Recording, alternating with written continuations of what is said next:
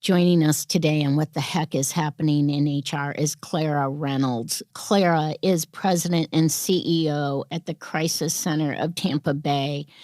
The Crisis Center of Tampa Bay is a great resource for the community, and Clara Reynolds is a great resource for us. She has joined us today at the last minute for an idea I had because of some personal situations that have happened recently, and I just felt there was a need to be able to let people know and what they can do to perhaps avoid some situations that can be very difficult and put us in crisis, either individually or in our community or in our organization.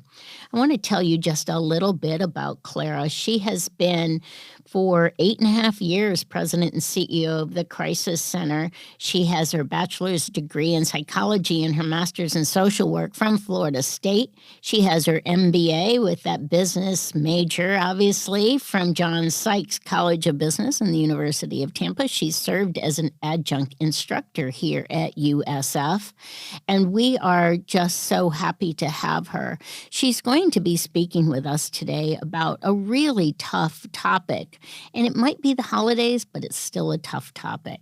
So thank you, Clara, so much for joining us today. For our podcast disclaimer, please visit the episode description.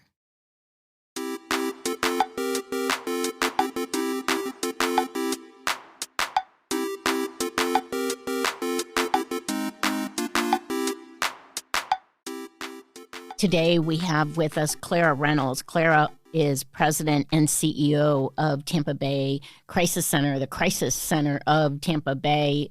Clara, thanks so much for joining us. Kelly, thank you so much for the opportunity to be here today to talk about a subject that's pretty heavy.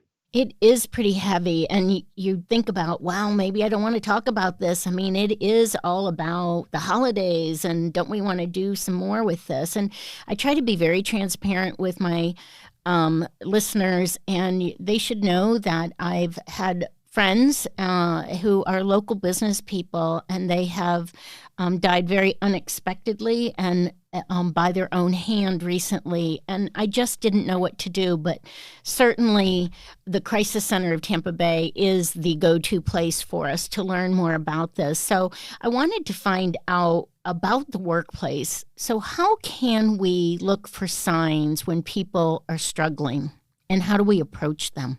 Absolutely. That's a fantastic question, Kelly, because that's something we do hear quite often is how do I know, particularly in environments where everybody's remote? So I would first of all talk about what are some of the challenges in the workplace. We know that many workplace environments are high stress. They may be high stress all the time, or they may be high stress at particular times of the month or the quarter, 6 months. So recognizing that every business has challenges, and usually it's always the employees that are experiencing those challenges. We also know that many employees, when they experience failure at the job, that can certainly be a trigger for them. Maybe they didn't meet a goal. Maybe their division has lost money. Those kinds of things can certainly impact how the employee is feeling about him or herself.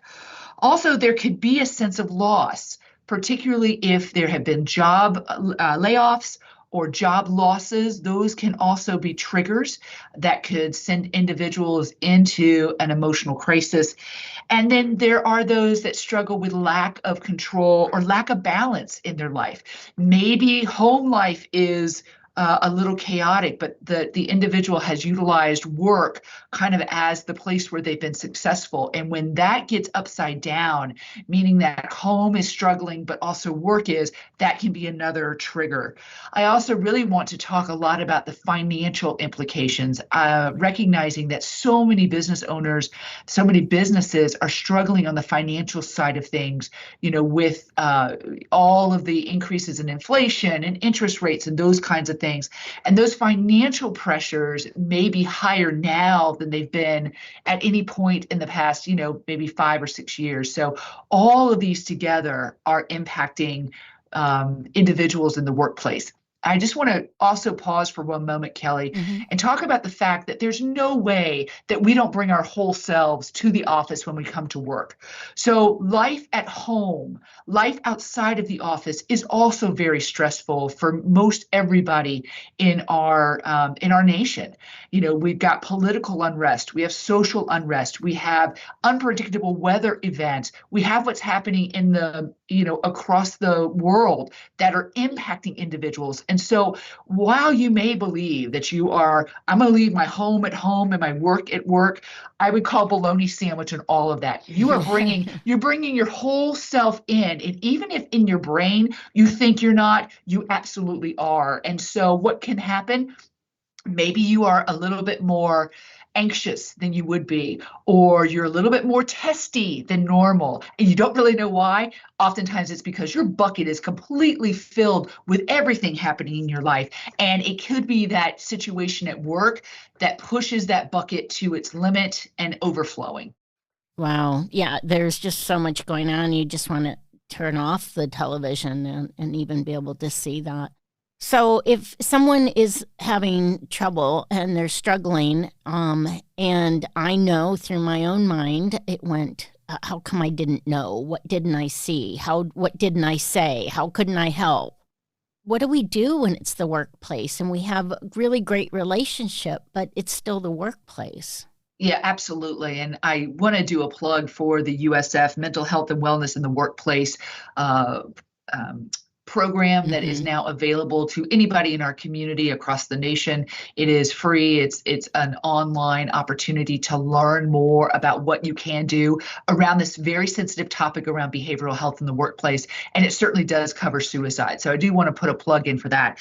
But in the short run, I think there are a couple of things. I think it's important to have a culture where if you have your HR professional, or if you are a business owner who doesn't have HR, making sure that at a minimum there are resources available to your employees that they know about before a crisis happens, but then also it is reiterated when a crisis occurs about what those are. There's employee assistance programs, but there's also community resources. 988, which is the National Crisis and Suicide Hotline, is available across the country. So no matter where you are, you could call 988 to connect with a professional that can help you through that emergency. And there's also 211. There are other resources available in communities, so including through your physical health insurance. So just making sure that employees know what's available. And the biggest thing that you can do is have a conversation. Oftentimes, individuals feel very guilty that somehow they were supposed to miraculously know that somebody had thoughts of suicide in their brain, and they may carry that guilt with them. The most important thing to do when you're feeling that way is to talk about it. Talk about it with your peers, either internally or with your network that is externally. Oftentimes, we think about our networks only for business development, but our networks can also provide a lot of support when we're struggling. So remembering to utilize those networks. And also for that supervisor-supervisee relationship, it's Yeah. important to build that culture so that staff feel that they can come to supervisors with issues like this, and that supervisors are able to at least listen.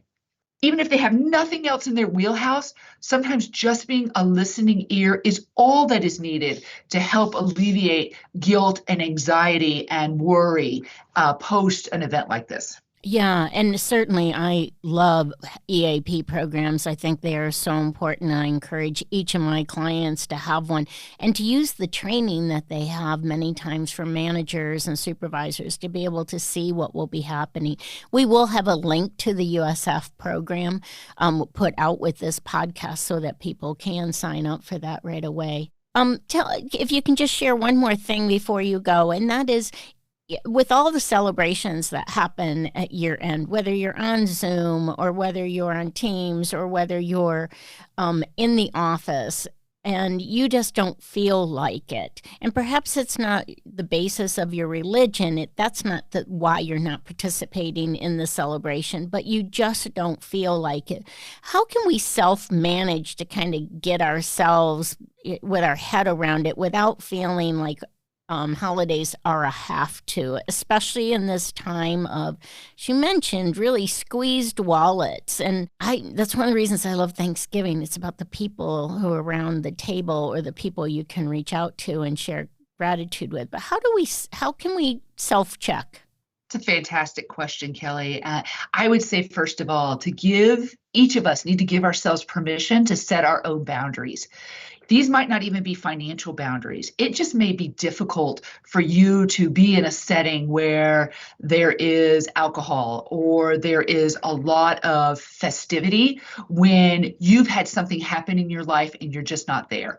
So giving yourself permission to be grateful for the invitation or to be grateful for the opportunity, but also setting your boundaries of just saying, thank you so much, but I just can't do this right now. And then letting go of the guilt, right? Because so many of us feel guilty, like we have to be everywhere all the time. So setting those boundaries, I think, are very important. I think that the other thing, too, is find ways to celebrate the holidays that make you feel good rather than make you feel bad. Oftentimes, that can be something as simple as doing a gratitude journal or just a gratitude sticky note, talking about the things that you are grateful for. And that could be something as small as, I woke up this morning, or, I had a full tube of toothpaste. Whatever it is, it starts a building block to help you be able to reflect and remember that this is a moment in time, but there are things in my life that are positive. So keeping those gratitude journals. And then if you get to that place where you are able to give back, oftentimes giving back, volunteering, whether that's in person, whether it's online, whatever, can oftentimes help to boost your spirits and remind you, as awful as your life may be right now, there are other people that can benefit from your time, your talent, even your treasure if that's where you are. But certainly your time and your talent can go a long way in helping others, and you will be surprised at how much that will lift your own spirits. And finally, if you find yourself in this holiday season and you are struggling to get out of bed, you are just struggling, that's the time to reach out for some professional help. It is available. Start by calling 988 as an entry point into helping you navigate the care that you might benefit from. Great. And 988 is completely confidential, correct? Completely confidential, completely free, and available 24 hours a day, 7 days a week, no matter where you are across the country. It is the National Crisis and Suicide Hotline. Simple to access, simple to use. And Kelly, you know what? I promise people all the time, the hardest portion of this journey is just admitting you're struggling and then picking up that phone. You will be surprised at how easy it is then to get the resources that you need to help you feel better, not only in that moment, but also to help you feel better in the days and weeks that come. I really appreciate you saying that. We don't have to be at our last desperate moment in order to make that phone call, but it's to prevent that last desperate moment. So I really appreciate you sharing the entire impact of being able to call that number of 988. Is there anything else you'd like to add before we say goodbye? Yes, I would love for any of the businesses out there, particularly if you're in the Tampa Bay area and you're looking for additional training or additional support for your staff before an event happens or after, please go to the Crisis Center website. We offer organizational development for organizations around these topics, and we would be honored to help you during this time, whether it is before a crisis or after a crisis, to help you and your staff deal with it. My final thought would be a trauma such as losing a staff member.